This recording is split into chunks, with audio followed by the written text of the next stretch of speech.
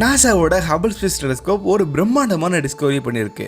நம்மளுடைய யூனிவர்ஸ் உருவாகி நமக்கு தெரிஞ்ச அளவுக்கு பிக் பேங் அப்படின்ற தியரிக்கு கீழே 13.8 13.9 பில்லியன் வருடங்களுக்கு முன்னாடி உருவாயிருக்கலாம்.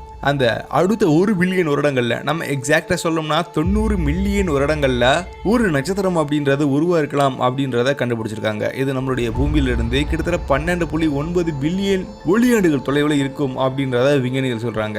ஸோ இதுதான் நம்ம கண்டுபிடிச்சதுலேயே ரொம்ப பழமையான நட்சத்திரம். அதுவும் இது ஒரு சிங்கிள் ஸ்டார். இதை நம்மளுடைய சூரியனோட கம்பேர் பண்ணி பார்க்கலாம். தென் இதை எப்படி தான் அவங்க கண்டுபிடிச்சாங்க, தென் இதோடைய அப்பியரன்ஸ் எப்படி இருக்கும், நம்ம டேரெக்டாக அந்த நட்சத்திரத்துக்கு போய் பார்க்கலாம். நீங்கள் என் கூட சேர்ந்து ட்ராவல் பண்ணுங்கள். கண்டிப்பாக இந்த பயணம் ரொம்ப இன்ட்ரெஸ்டிங்காக இருக்கும். உங்களுக்கு இந்த மாதிரியான விண்வெளி சார்ந்த பதிவு இருக்கும். நம்மளுடைய பூமியை பற்றின பல அறியப்படாத தகவல் தொடர்ந்து வரதுக்கு மறக்காமல் சப்ஸ்கிரைப் பண்ணிட்டு பிள்ளைகளை கிளிக் பண்ணுங்கள். I am logabalakarthikeyan. You are watching Zenith of Science.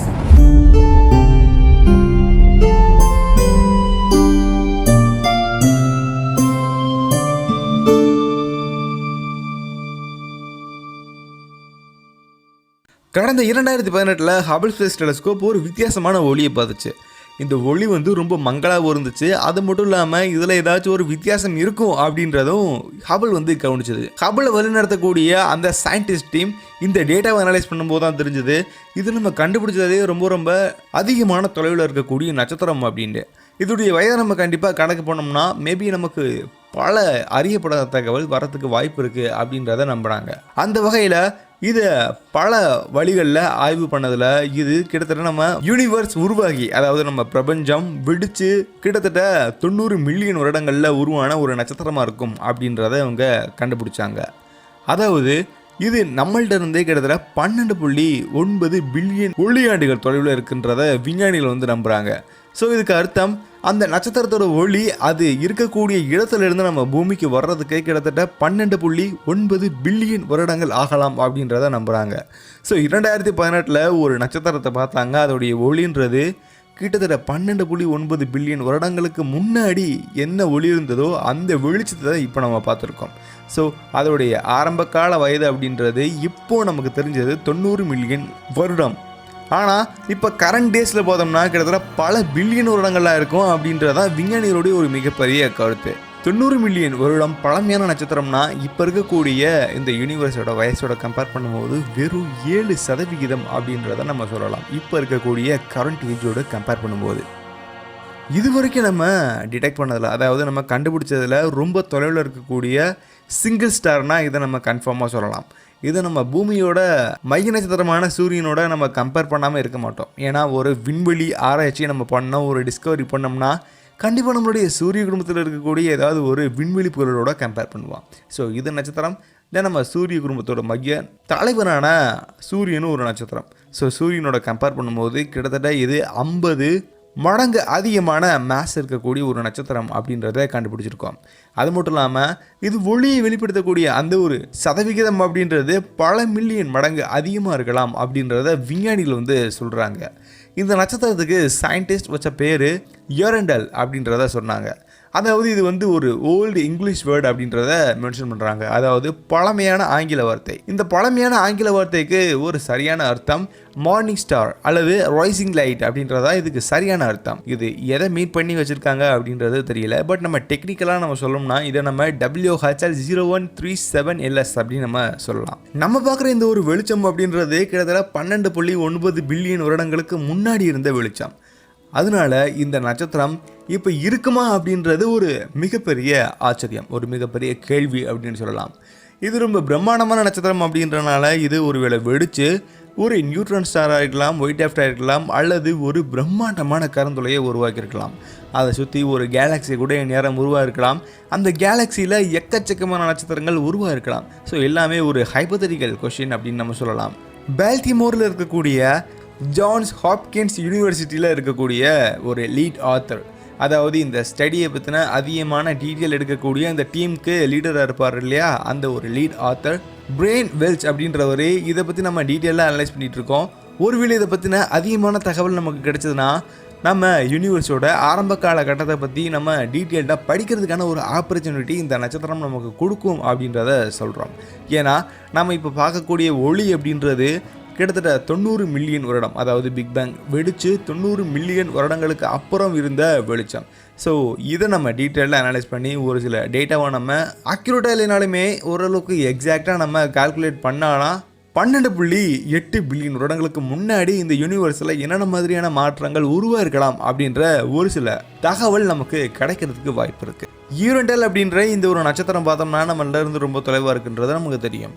பொதுவாக இந்த மாதிரியான ரொம்ப டிஸ்டன்ஸ் ஸ்டாரை நம்ம பார்க்குறோம்னா ஒன்று அது ஒரு நெபுலாக்குள்ளே இருக்கும் அல்லது ஒரு மிகப்பெரிய ஸ்டார் கிளஸ்டருக்குள்ளே இருக்கும். ஆனால் இந்த மாதிரி ஒரு சிங்கிள் ஸ்டாரை நம்ம ரொம்ப தொலைவில் இருக்கக்கூடிய ஒரு நட்சத்திரமாக பார்க்கறது இதுவே நம்ம முதல் முறை அப்படின்றத சொல்லலாம். ஸோ இது ஒரு ஃபர்ஸ்ட் எவர் டிஸ்கவரி அப்படின்றதுக்கான எந்த விதமான மாற்று கருத்துமே இல்லை. இந்த தொலைதூர நட்சத்திரத்தை நமக்கு கண்டுபிடிக்க ரொம்ப உதவியாக இருந்தது பார்த்தோம்னா WH013708 அப்படின்ற ஒரு மிகப்பெரிய விண்மீன் கூட்டம். அதாவது இதை நம்ம கேலக்ஸி கிளஸ்டர் சொல்லலாம். இந்த கேலக்ஸி கிளஸ்டருக்கு ஒரு குறிப்பிட்ட அளவு கிராவிடேஷனல் பூல் அப்படின்றது இருக்கும், அதாவது ஈர்ப்பு விசை அப்படின்னு சொல்லலாம்.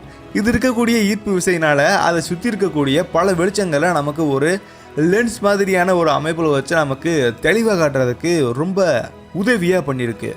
அந்த பிரம்மாண்டமான கேலக்ஸி கிளஸ்டருடைய கிராவிடேஷனல் புல்னால அதை சுற்றி ஒரு லென்ஸ் மாதிரியான ஒரு அமைப்பு உருவானனால தான் நமக்கு இந்த ஆர்க் மாதிரியான ஒரு அமைப்பு இந்த இமேஜ்லாம் நமக்கு கிடைக்க வந்திருக்கு. ஸோ இந்த ஆர்க்கை வந்து சயின்டிஸ்ட் மேக்னிஃபிகேஷன் லைன் அப்படின்றாங்க. அதாவது இதனால் உருவாக்கக்கூடிய ஒரு சில லைன்ஸை வந்து இதை மேக்னிஃபிகேஷன் லைன்ஸ் அப்படின்னு சயின்டிஸ்ட் வந்து சொல்கிறாங்க.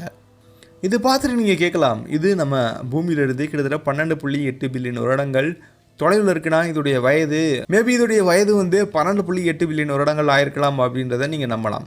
பட் இதில் ஒரு சில மில்லியன் வருடங்கள் மட்டும் தான் வயதாக இருக்குது. ஏன்னா நம்ம பார்க்கக்கூடிய ஒளி அப்படின்றது அந்த ஒரு காலகட்டத்தில் இருந்து வந்தனால இதுக்கு நம்ம பார்க்கக்கூடிய ஒளியோட வயதில் வச்சு சொல்லணும்னா அதுக்கு வெறும் 90 மில்லியன் வருடங்கள் மட்டும்தான் வயதாக இருக்குது. ஆனால் இப்போ இருக்கக்கூடிய காலகட்டத்தில் அதோடைய வயது கிட்டத்தட்ட பல பில்லியன் வருடங்களாக இருக்கலாம். மேபி 11.8 பில்லியன் வருடங்கள் கூட இருக்கலாம் அப்படின்றது விஞ்ஞானிகளுடைய கணிப்பு. நான் ஆல்ரெடி சொன்னேன், ஒரு நட்சத்திரத்தை இப்போ நம்ம பார்க்கும்போது மேபி அது வேறு விதமாக இருக்கலாம். ஒரு நெபுலாவாக இருக்கலாம், தென் ஒரு பிளாக் ஹோலாக மாறலாம், அல்லது நியூட்ரான் ஸ்டார் மாதிரியான ஒரு அமைப்புக்கு மாறலாம்.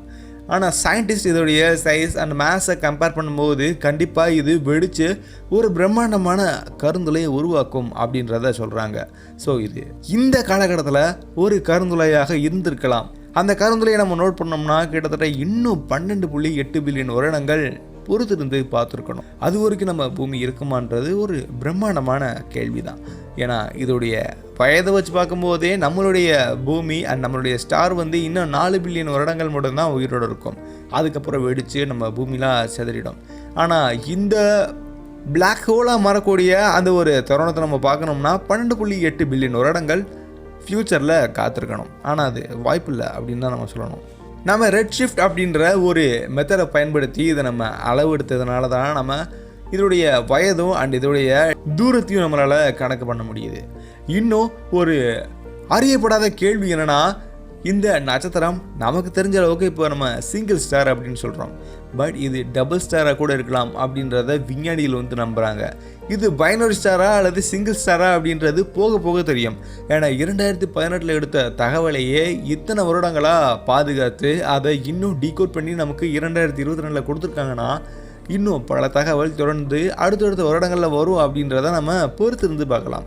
இந்த நட்சத்திரத்தை பற்றி உங்களுடைய கருத்தை நீங்கள் மறக்காமல் சொல்லுங்கள். கிட்டத்தட்ட நம்ம பல பில்லியன் வருடங்கள் பின்னோக்கி போயிருக்கோம். அதை பற்றின உங்களுடைய கருத்தையும் நீங்கள் மறக்காமல் என்கிட்ட ஷேர் பண்ணுங்கள். இந்த நட்சத்திரத்தை பற்றியும் அது மட்டும் இல்லாமல் நம்ம யூனிவர்ஸில் நடக்கக்கூடிய ஒவ்வொரு சின்ன சின்ன மாற்றங்கள் பற்றியும் நீங்கள் தொடர்ந்து தெரிஞ்சுக்கணும்னா மறக்காமல் நீங்கள் சப்ஸ்கிரைப் பண்ணிட்டு பெல் ஐகானை கிளிக் பண்ணுங்கள். வேறு ஒரு விண்வெளி சார்ந்த பதிவில் நம்ம கண்டிப்பாக சந்திக்கலாம். அதுவரை உங்களிடமிருந்து விடைபெறுவது நான் உங்கள் லோகபாலகார்த்திகேயன். பேரலல் யூனிவர்ஸ் அப்படின்றது எல்லாத்துக்கும் தெரியும். இப்போது ட்வின் யூனிவர்ஸ் அப்படின்ற ஒரு கான்செப்ட் வந்துருக்கு. அதாவது இப்போ நம்மளுடைய யூனிவர்ஸ் மாதிரியே இன்னொரு ஒரு யூனிவர்ஸ், அதை நம்ம டாட்டர் யூனிவர்ஸ்னு சொல்லலாம் அல்லது பேபி யூனிவர்ஸ் அப்படின்னு சொல்லலாம்.